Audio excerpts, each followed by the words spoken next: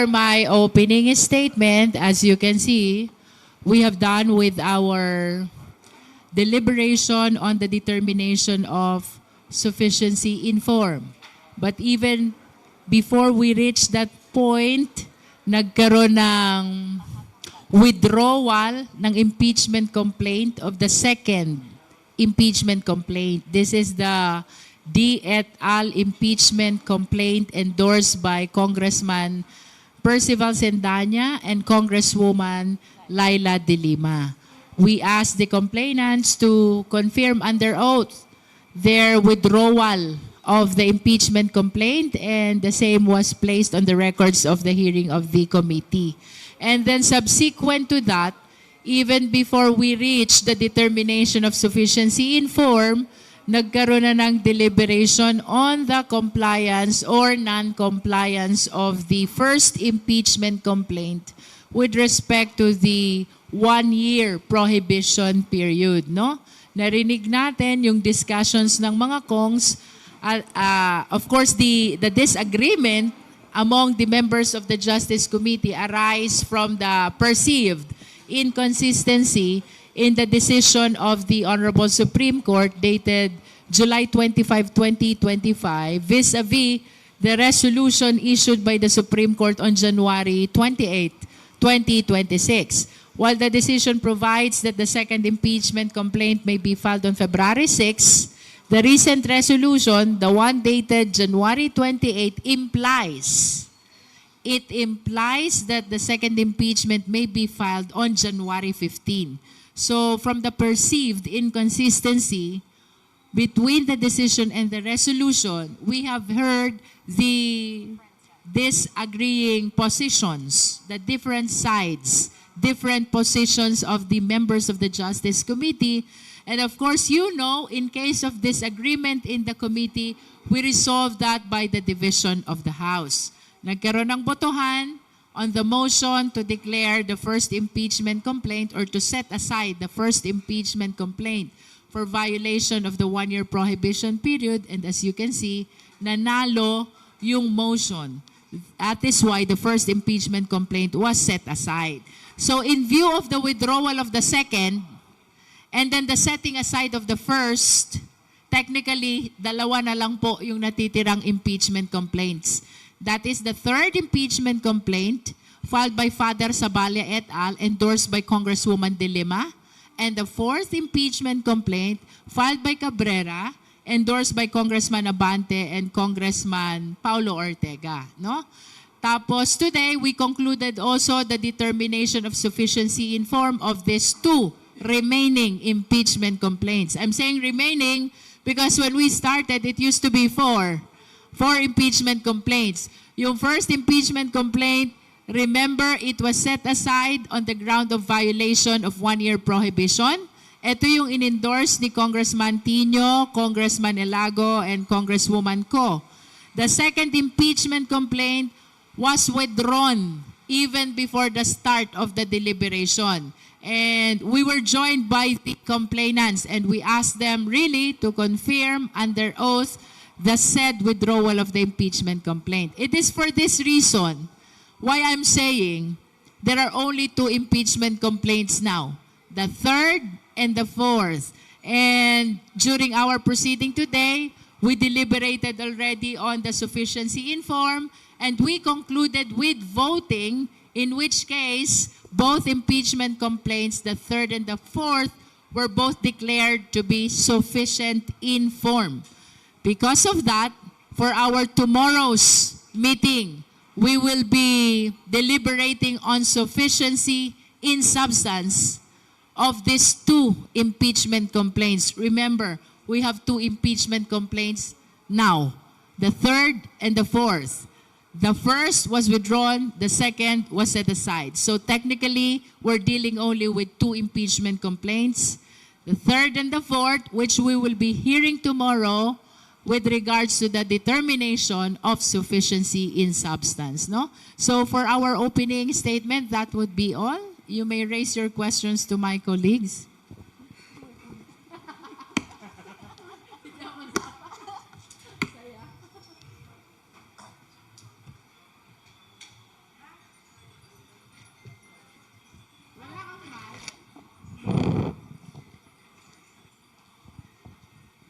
you, sir. Good afternoon, ma'am. Lianas Kapanti, GMA News Online. Ma'am, by deeming this third and fourth sufficient inform, kasali ba doon yung criteria na hindi siya sufficient inform siya dahil hindi siya nag-violate ng one-year bar rule? Would that be correct? That is the intention of the committee, but as you have witnessed, a motion was raised by the Honorable Chua to resolve first the compliance on one-year bar rule before we proceed to the determination of sufficiency in substance. But really, it is the intention of the Justice Committee to include that in the determination of sufficiency in form, no?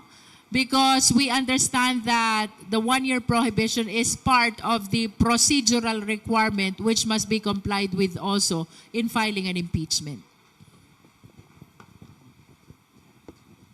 Hello po, I'm Lance from Newswatch Plus. How do you respond to critics lang saying na parang nanigurado yung komite dahil naninigurado daw po yung komite naninigurado sila because like yung first complaint, it was filed before February 6, which was February 2. The original one-year bar was February 6 dun sa July 2025 impeachment ruling. So ang sinasabi po nila parang nagtatago sa sariling anino yung House Justice Committee and naninigurado kayo para makalusot yung impeachment complaints ngayong 2026. Well, una po sa lahat, very clear po yung Supreme Court decision eh. Hindi ba? There is no room for equivocation on the date that they have stated in the decision. Feb 6, yung reckoning date. So I think talagang very important po na tiyakin po ng House Committee on Justice na ito po yung susundin po natin na date in proceeding with any impeachment relating to the Vice President. No? So this is what we are doing today, no? And we will proceed with determination of substance tomorrow. So walang naninigurado dito, we are just complying with what the Supreme Court actually stated as an express date on the reckoning date for the one-year bar rule.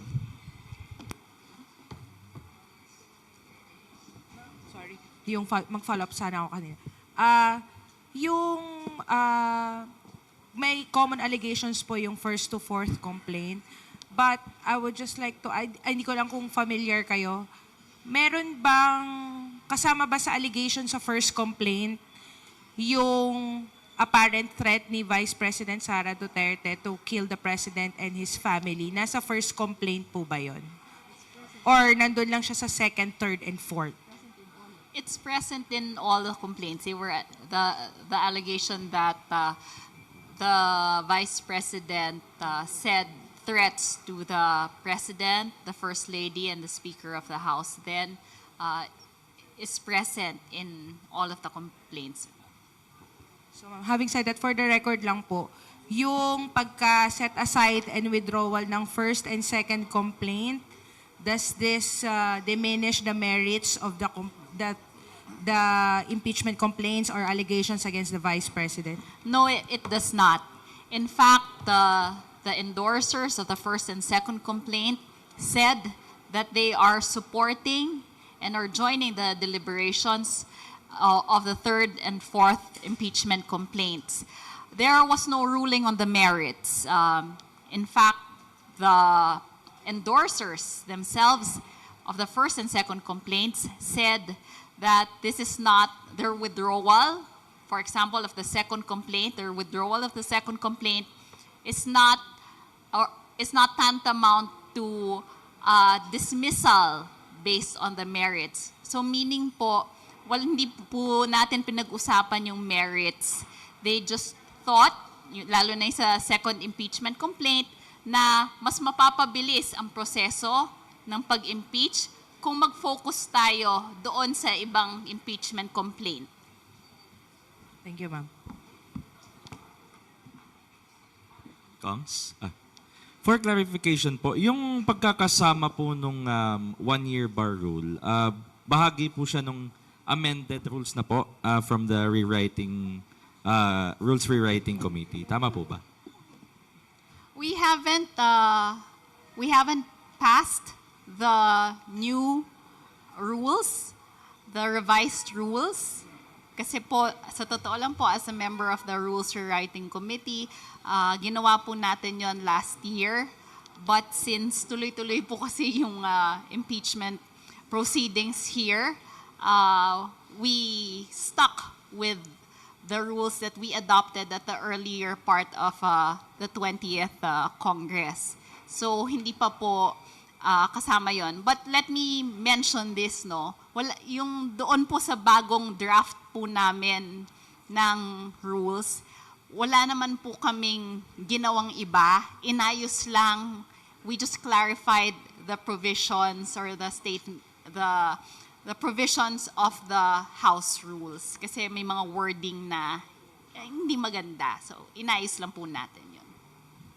Kung Terry, kanina po may heated debate lang po, no, with regards to the yung sabi nyo nga po irrelevant yung issue na na-raise. Do you expect more po na ganong mga manifestations, especially tomorrow, sa determination and sufficiency in substance? Well, ang expectation po natin sa lahat ng House members ay mag-stick po doon sa mga relevant questions, no? Doon po sa sufficiency in substance, no? So, ibig sabihin, we will have to talk about confidential funds, yung pong threats against the President, the First Lady, and the former House Speaker, matters relating to the SALN, and syempre, yung pong, which is the new addition and allegation po dito sa impeachment complaint po nito, the Madriaga affidavit. So, it is our hope that House members will stick to these questions relating to these topics, no? Kasi talaga naman po kanina, extraneous po talaga eh. Doon po sa discussion ng sufficiency in form and yung threshold question on timeliness, yung po mga binabanggit po ng ilan pong mga House members po natin. But why do you think it was raised, Kong? No, I don't have feelings relating to what our colleagues are stating. No? Ibig sabihin, they're free to state it, but they're also free to be pointed out of order. Di ba? Pagka irrelevant yung mga binabanggit po nila sa discussions po namin. So, I think we can leave it at that. A follow-up question lang po, Eden Santos from Net25. Ang kinu-question din po hindi lamang nung yung mga colleagues, yung moral ascendancy ng mga namumuno sa komite o yung mga didinig po sa impeachment complaint against Vice President Sara Duterte. Kung kayo daw po ay kasama rin doon sa listahan, that was the allegations, po. Paano po kayo magiging fair, partial, partial dito po sa pagdinig na ito sa impeachment against VP Sara? Wala ko po yung sasagot kasi wala naman ako dun sa listahan ng sinasabi pong affidavit. But again, the affidavit itself basically is being subject to a credibility test as well. As an example, which is the most important example, yung pong mga larawan na nandun, may sinasabi sila roon na si John Paul Estrada po yung nakalagay pong litrato doon. But I think yung publicly available pictures of John Paul Estrada would show that that guy in that picture, in that affidavit, is absolutely not Paul Estrada. So doon pa lang absolutely incredible. Zero credibility yung pong affidavit po nung pong mga former dishonorably charged Marines. So kumbaga, I don't think the House Committee on Justice should provide a platform for this incredible document to be given light by the committee. Thank you. Sir. Yeah. Hello po. Now that the committee has called the two impeachment complaints, should we expect the panel's deliberations to go quicker? If so, how could it affect yung timeline nga po pagdating sa Apparently, we will be able to move faster considering that we have two impeachment complaints na lang, no? Compared to when we started this morning when we had 4, no? So to answer your question, yes, I believe that there's basis to say that we can move faster this time. Thank you.